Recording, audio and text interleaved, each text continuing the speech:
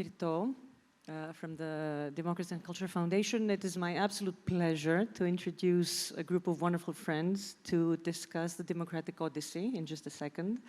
The Odyssey, the Democratic Odyssey, is an effort to create a prototype assembly on a European level, assembly of citizens, to prove that such an initiative is not only necessary, but also important, and that it actually works. And the first of these assemblies took place in Athens only 2-3 days ago, so this past weekend. I was lucky enough to be a tiny part of it and to witness it up close. I cannot begin to describe the energy that you get from over 200 people from Athens, from Europe, from all over the world, refugees, migrants, people living here, and people that came for the assembly to Athens, who convened, who deliberated, who discussed openly, shared disagreements, that's extremely important, and who united in this joint effort. And there's one thing I think that's left with me more that I'd like to share with you. It's the fact that there is no apathy in citizens. We often talk about apathy. Citizens are not apathetic. They really want to be heard. They feel they're very distrusted, and they feel that they're not heard. The need was very vibrant. The need to be heard was very vibrant throughout. One more thing, the Democratic Odyssey is democratic not only for its participants, but also with regards to its organizers. So it's a result of the joint work of a consortium of over 40 organizations, leading academic and non-profit institutions and organizations across Europe, including, led by the European University Institute, including University of Oxford, Mission Publiques, European Alternatives, our very own Democracy and Culture Foundation, MEP, and many, many more. And with that, I think I can leave you to my friends Kalypso, Christina, Yves, and Niki. From the European University Institute, Christina is the Vice Governor of Attica. Yves is from Mission Publiques, and Niki was the most vibrant, I think, voices of this assembly participating in this assembly. So thank you very much. Good morning, ladies and gentlemen. So we are going to present you in 30 minutes this first edition of the Democratic Odyssey Assembly.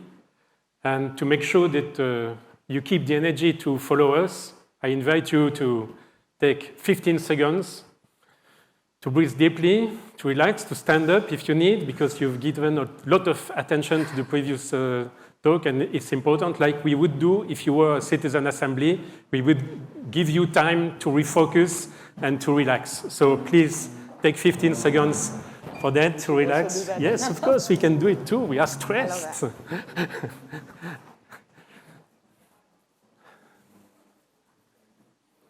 It's always good to do that. Breathe deeply.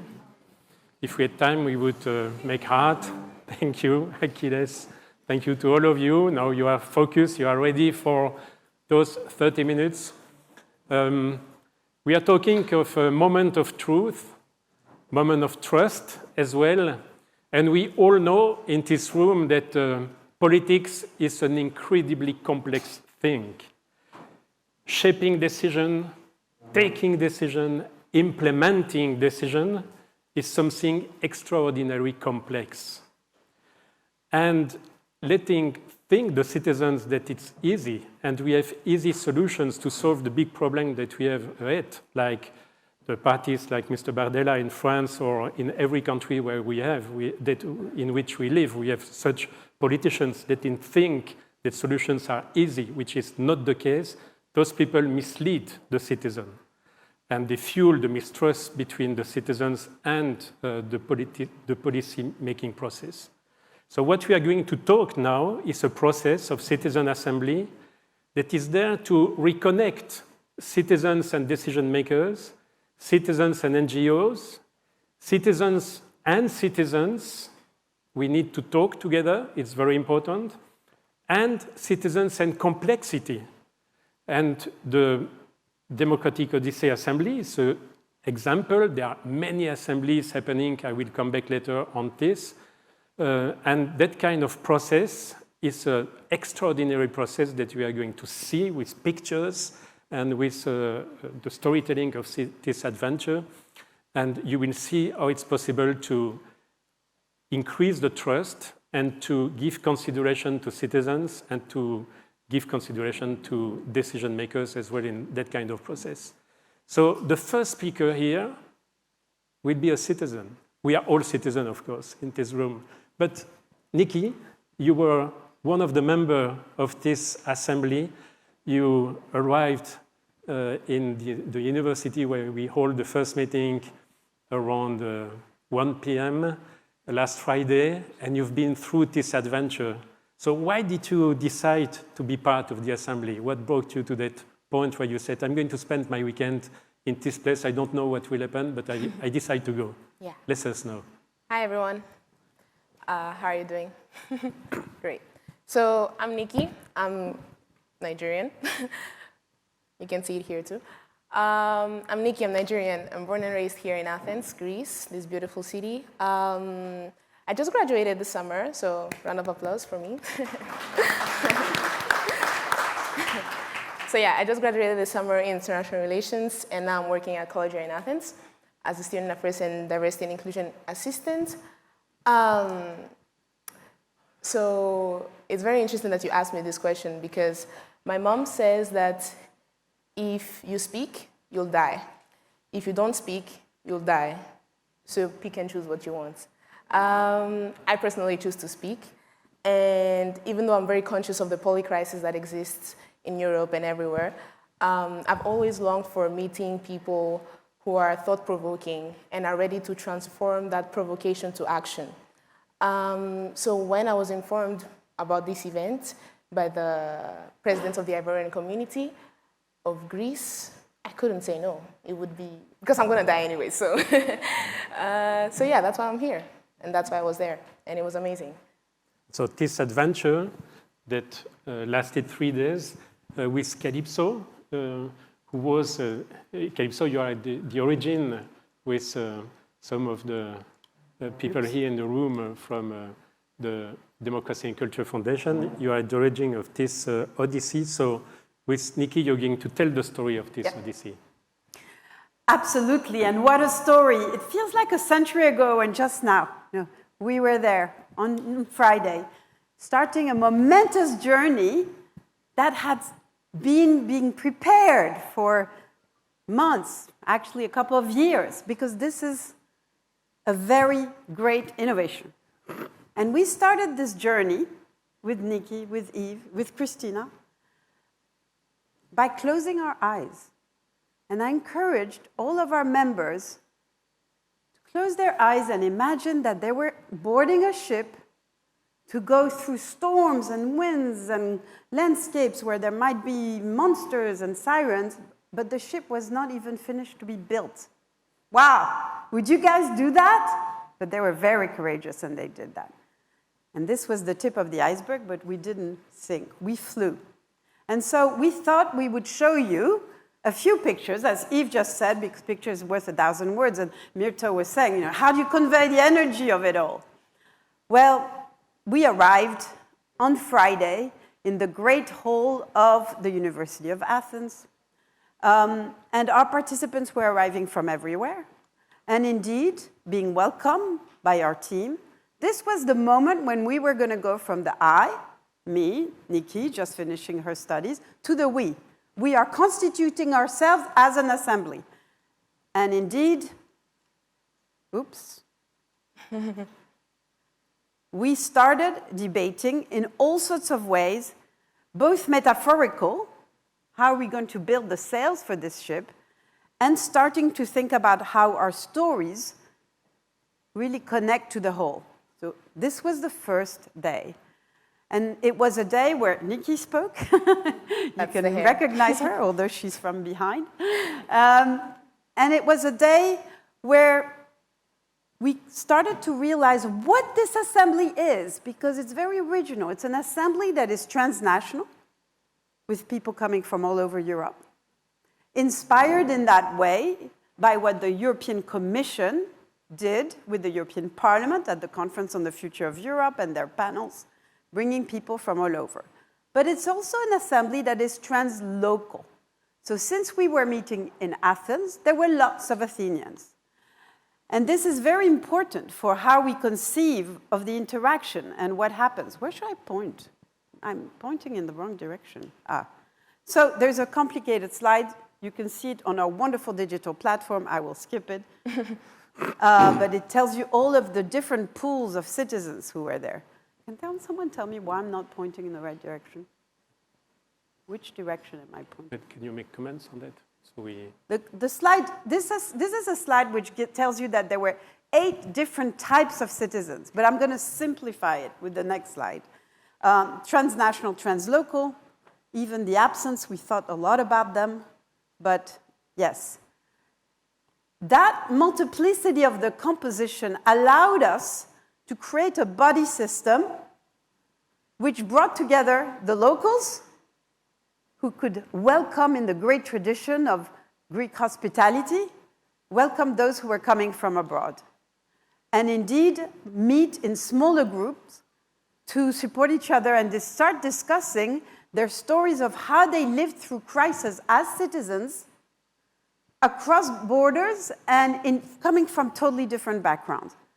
So this allowed us to create a body system, people meeting from all of these countries. They were wearing a purple button. And then they met people from 24 countries living in Athens. They could be Europeans, they could be from EU, candidate countries, or foreign, as Niki just said. And of course, these Greeks from Athens were from the broader Attica region, as well as the municipality of Athens per se, 5 million people. And Christina is here to tell us more in a minute about the region and how the region was involved. I think that multiculturality really struck me because when I got there on Friday, obviously I knew I'm going to see people that I know, but I saw people from all communities. And generally I'm used to going to events, so I'm used to seeing my people. But when you see everyone there, you realize that the absence of certain people in certain spaces is a political choice. So it was clearly a political choice to have all these people in this space, and I really appreciated that. Because when we talk about diversity in Greece, I usually sit on the lack of diversity compared to the UK, for example. But at the same time, when you see all these people in one circle, you're like, maybe it's actually possible, maybe it actually exists. And they actually did that, so I appreciate that. We call this radical inclusivity. And then we left the whole, of course, the we also has to do with having fun, dancing. Isn't that true, Achilles? And thanks to the municipality of Athens, we had a lovely moment in the evening as hosts of the municipality, which led us in day 2 to start doing the hard work at the University of Business and Economics, at the heart of Athens, in small groups, where we found different ways of linking our personal stories to what happens to democratic practices in crisis. Do they disappear? Are new windows open up? And what lessons can be drawn if we want to prepare for future storms in a better way? How do we make Europe more resilient democratically? Or not? Maybe we give up our power as citizens. You don't want to preclude the debate. So this was the morning, and some spoke words, some spoke drawings. This is a drawing about collective care. There were even tears. But in the afternoon, we then came back together and brought back our stories together through playback theater. It's very important for our assemblies to bring in civic arts, theater, music, painting, and we had a wonderful Lambros troupe, or playback theater Psy, which brought these stories together and enacted them as people spoke. And this led us to prepare for a very key moment in our story, which was to travel in time. We brought all our citizens to this crisis that's going to happen in 2029, a complex crisis of climate and climate refugees leading to conflict, and they were playing different roles. And then from this very difficult role play, challenging role play, we brought them back to the present and asked them, hey, tell us from 2029, what should we do now in 24, the new parliament, the new governments, to help those who are going to come next in 5-year time? And this was a fascinating moment from which we drew a number of messages, which we carried to the next day. But before we did that, we actually all went to meet many, many young people and others in Athens at a festival in Platia Klaiomenos, very close to Klatmonos, Signomi, and in the shadow of the dancing statues, very appropriate, because we believe that if a European assembly travels, goes to a city, it should be embedded in the local reality of the city. And that was the festival, and the team were all there, which led us, okay, some of us were not easy to wake up the next day, but led us to the Publiques, and this was, of course, very important to us. We had visited last year the Publiques. We told this story here, the place where for 200 years ancient Athenians debated as to what ought to be done. Highly symbolic, because, of course, it wasn't perfect. Women, foreigners were excluded. That's not us. But it was the inspiration. And at the Publiques, once we were all there, once we ensured that the weather was with us, the gods were with us, we did a lot of hard work, a lot of debating, again, bringing our messages together. And our messages were in small groups. So, for instance, the young people, especially in the assembly, about 20 of them, committed to creating a youth council here in Athens. Others that there will be more participatory democracy. And we're going to hear in a minute from Christina. Others that this is what we want to do for Europe. So these messages were debated, and in addition, we were decorating a sail that will take us through cities. There was some more theater, and we all worked very hard. We were visited by wonderful, a couple of politicians, again, including from the European Parliament. We had before from the municipality of Athens and also from the government, Minister Nicolaidis. George Papandreou came to see us with the message that you heard earlier about an hour ago. Well, he was there with us. Niki, what was it like? Well, I actually wanted to talk about this picture because this was a very important moment to me. And the reason why it was important was because the little Niki, when she was looking at people like Papandreou, she thought that they were so far away because they were on TV, obviously. And now I saw him at the Publiques where I go with my friends, and I was like, okay, if you think of this concept of power in combination to what many people are talking about now in relation to democratic deficit and democratic crisis, you realize that they might be we might be feeling a sort of powerlessness in this crisis, but at the same time, there are actually people who might be on the screen, but at the same time, we can see them at the Publiques. So then I started combining this to how that power can be transcended to our voices and how we can state our needs. And it made sense. He was inspired and inspiring because he's done this for so long and with such great belief. Yeah, and I also, sorry for interrupting, I also wanted to mention that when you see people like this and politicians, you start thinking of your own role as a citizen. And at the beginning of this conversation, I told you that I'm Nigerian, I'm also Greek. And when you think of the duality of that identity, it reflects on how you start stating your needs and voting. Because I don't vote just for myself, I vote for my parents as well, who are not Europeans. So if you combine this to the concept of democracy and the concept of participating, you realize that those dualities or those identities reflect how you perceive the state of today. It's all about power. Yep. And it's all about, isn't it, our attitude when we do listen to, converse with politicians. We're not giving you our agency. We're not giving you that power to do what you want. We're watching you, we're speaking, and we're taking things in our own hands. Absolutely. Easier said than done, because once one has power, it's very hard to give it up. And this is what the Democratic Odyssey is all about. So this is the last moment, simply to say that actually in the Democratic Odyssey, we have a lot of high tech, as in addition to drawing on pieces of paper. We have a wonderful digital platform. We have a lovely app called Sophia AI, where you can write a letter helped by AI to whoever you want, could be to fellow citizens or to a politician. So it's quite important that all of you in the room or listening, visit what we do virtually. And of course, our members, including Niki, are going to be traveling, are going to be indeed, first of all, traveling virtually in our own Odyssey iCloud, but as well as traveling physically to other cities around Europe. Already prepared is Florence and Vienna, but we have beginning of invitations elsewhere in Warsaw, Luxembourg. Where next? Suspense. Where next, Niki? Where do we want to go? Nigeria, definitely. I'm going back home.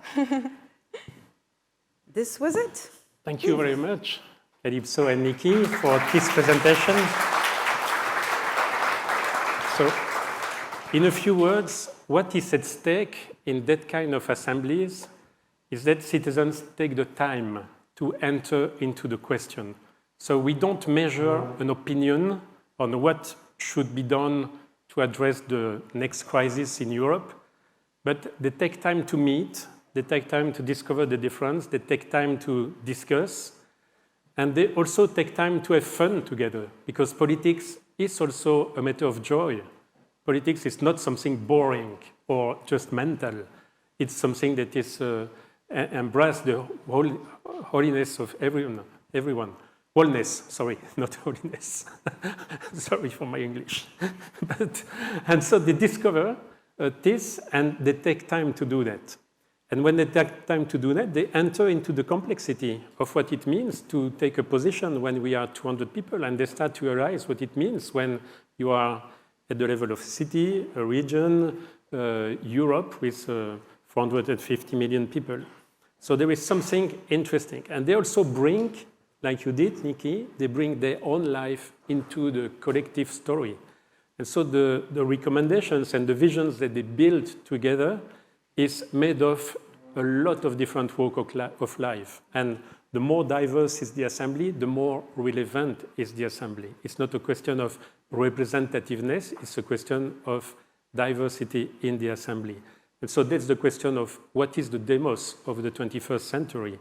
And here we have really expanded the demos to everybody from the world being here in Europe. So that's a big question for the future. And so this is what happens. And of course, it's an unfinished business. It's not in 3 days that it happens. It needs more time. We need more time to continue the story. But this happens at a moment that is very interesting. I don't know if you know that, and we'll come back on that tomorrow in the session Reinventing Citizen at 9:40 tomorrow morning. We had a very interesting moment. I don't know if you know that, but in the government of Europe, the European Commission, every commissioner received a mission letter from the president asking the commissioner to implement citizens panel and to activate participatory democracy in his or in her domain. It has never been done in the history of modern institutions that every member of a government is invited to activate that kind of process. Since 25 years, I'm doing that kind of process for governments for 25 years now. There's been thousands of assemblies. But who knows them? Who has practiced them? We have estimated that in Belgium, a country that was mentioned by Ian earlier this morning, every citizen has a chance every 10,000 years to be randomly selected. While in a life, you can go to an election probably 50 times, 60 times, depending the country. Here, it's one times every 10,000 years. So we need more assemblies. And we are in a stage in the history of modern institution that we need to reinvent the citizens' assemblies. And this assembly is multi-layers. It's with a very enlarged demos. And it's a process of going from a city to a city to put light on that kind of process. And so we have the chance to have with us the Vice Governor of the province of Attica, Christina. You were with us in the first moment when we started the process. As an elected official, how do you see the added value of that kind of process, and how do you see that for the near future? First of all, I want to say hello to everybody, and thank you for having me here today. I'm Christina Kefalogianni. I'm the Deputy Governor of the region of Attica, which is actually the extended region around Athens, which everybody knows that Athens is the birthplace of democracy. So one of the major questions I think everybody has here is, why am I here in this panel representing the region? From the first time that representatives of the Democratic Odyssey came to see me and to actually present the whole concept of what it would entail, it was one of the things that, let's say, under the same circumstances I was thinking about is, how can you actually make people become more involved in the policy making, in the democratic procedures? We had a lot of elections during the last year, and you could see that in each and every one of them, the participation of the electorate was even less. One of the things I wanted to begin with is what the UN say, that democracy provides an environment that respects human rights and fundamental freedoms, and in which the freely expressed will of the people is exercised. So one issue is the truth that the Athens Democracy Forum is going to be discussing a lot during the next days, and how truth actually enhances trust, because trust is one of the major issues that can make people become more involved in what the democratic procedures have to produce. One of the other questions that I had in my mind is, what actually is freedom? Because when we talk about freedom in a democratic environment, we have to talk about freedom of speech, freedom of political expression, freedom of press. And in the assembly that I actually witnessed on Friday, that I came there to address the people that were there, one of the things that was the most interesting was that it was an assembly of people from different cultures, different backgrounds, different countries, that would actually come there with different, let's say, cultures that they would bring inside. But one of their major values was the value of democracy, the value of being heard, the value of participating, the value of producing something that would actually make a difference. So for me, as an elected member, it is very important to have this feedback and to enhance it and to actually make people more involved, because it actually can make us better in the way that we will make the decisions that will affect their lives. So I'm behind the whole project, and I'm very happy to see that it actually did have a very good Thank you so much. process. Thank you so much, Christina. Niki, let's come back to you as citizen. What's the meaning of that kind of assembly for you, and what do you take for the future? Well, I actually wrote something when I go back home on Sunday, and I'm going to read it to you because I like writing. So, I don't want to block anyone. I'm so sorry. I would say that these 3 days were really overwhelming. So many people, so many voices, so many visions, so many dreams. I missed home, though. I missed my mom's food. I missed my sleep. Was it worth it? No, in the sense that I won't change my mom's food for anything. Yes, in the sense that I realized how my voice transcends through people's bodies, no matter the background.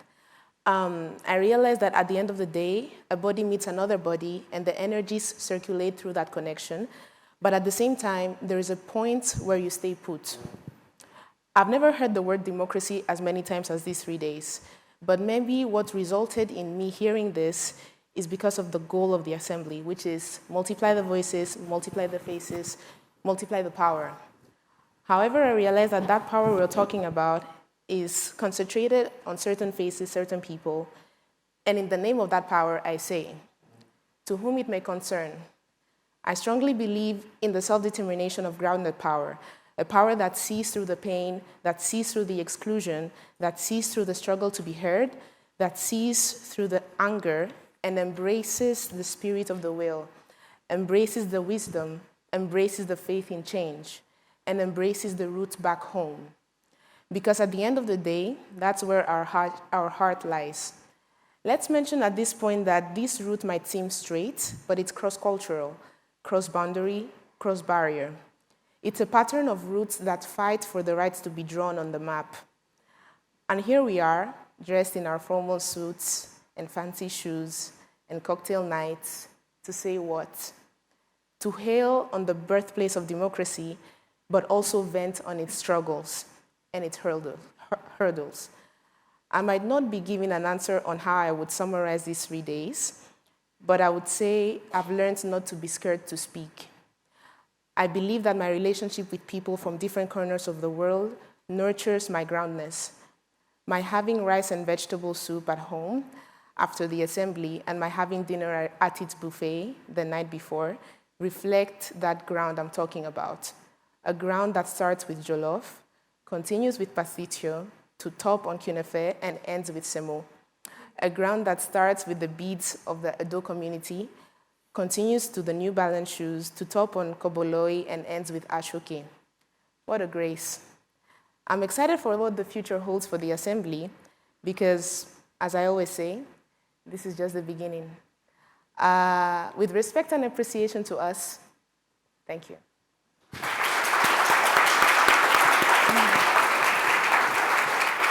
Thank you so much, Niki. Thank you, Christina.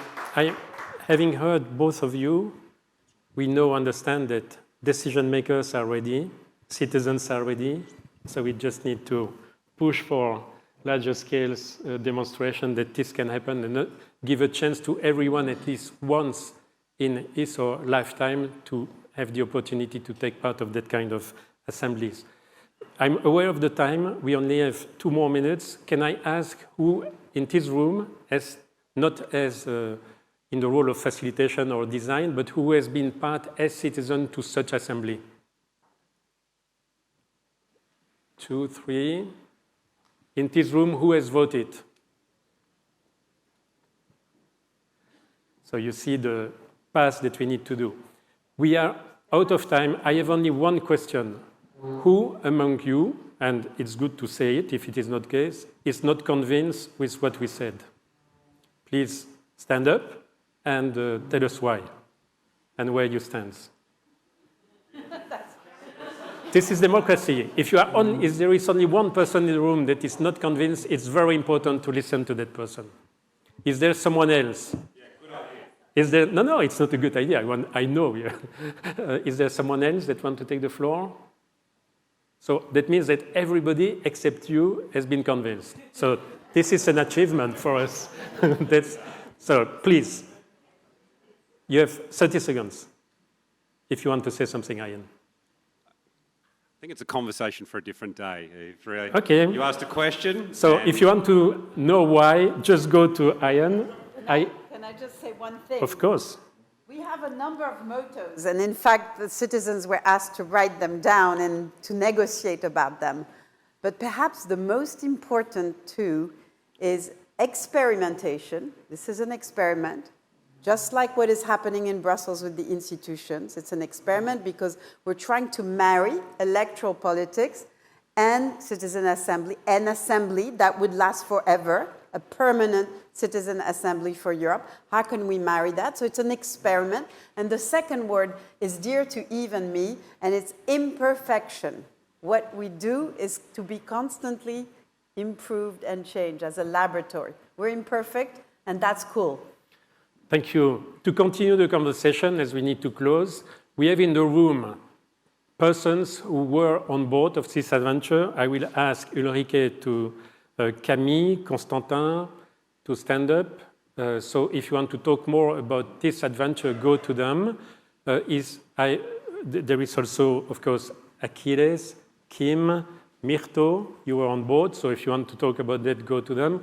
They were observers. There might be observers in this room. So please go and talk to those persons.